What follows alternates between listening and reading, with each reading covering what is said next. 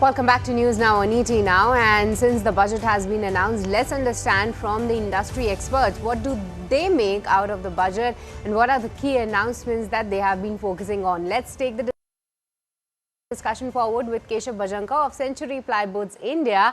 And Keshav, first of all, a very good evening and thank you so much for your time. Wanted to understand, what do you make out of Budget 2024 and what were the key highlights that you had your eyes on? We need to give credit where credit is due. It has been an excellent and a very well-balanced budget. I think the focus on the long term is clear for everyone to see. The investment in infrastructure of 11 lakh crore plus, I think that is a step in the right direction, and that shows the continued vision that has been laid out in the past few years. For our industry, I think the infrastructure investment, along with the announcement of the Pradhan Mantri Awas Yojana being extended by crores of houses, these are two things that are going to feed into the real estate sector and are going to ensure the momentum continuing for us and all other real estate ancillary related businesses.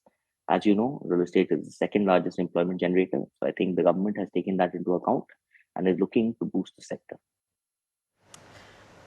Right, Keshav, this is Vinny joining in the conversation as well, and you did speak about a bit in terms of the capex outlay, right? That's the very important announcement that come in on that front as well. Especially, this will add in terms of the improvement in terms of your real estate, infra. So, what are your thoughts on the same? Where do you see this actually taking this infra development, real estate development and the boom on that front? Infrastructure is the primary prerequisite. If you look at China, the growth has been fueled by infrastructure and by real estate. So today, considering the way in which space is limited in urban centers, to create for the urban centers, you need investment in roads, you need investment in rail, you need an investment in overall infrastructure. So I think the way the government is approaching this is to ensure that the building blocks are in place for real estate, for housing, and for industry to prosper. I think this infrastructure investment is very well in line with what we have witnessed in other developed or developing economies that are doing well. And this is going to aid not just us, but every single business in the country.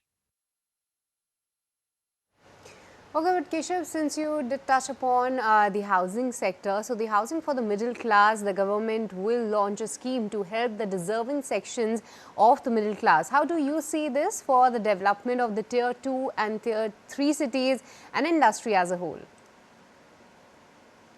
I think it is a prerequisite. Today, without middle class housing, the entire real estate sector is not going to flourish. The top end is limited. The lower end is restricted in scale. So without this segment growing, the sort of pace and impetus that we want to see in the economy and in the real estate sector is not going to happen. So the focus on the Pradhan Mantri Awas Yojana, I think, is a fantastic step. And going forward, because a real estate developer doesn't only make high end or doesn't only make medium end, doesn't make low end. It is about a bouquet. When you see demand growing in one segment, it will automatically lead to demand growing in other segments as well. So I think there is a thrust on real estate that this government is pushing, and hopefully this continues for the foreseeable future. Right, and obviously the focus has also been on improving connectivity and on the rural areas as well, and especially rural has been a bit subdued in terms of recovery from the consumption front. So do you think all this focus that's coming in from the government on this front will be something will help improve the participation from these areas? I think in the speech, we heard that the focus was on the poor, on women, on youth, and on farmers. So the government is clear. They need to focus on the rural sector. Connectivity is a prerequisite. So the infrastructure expenditure, that is going to lead to higher connectivity.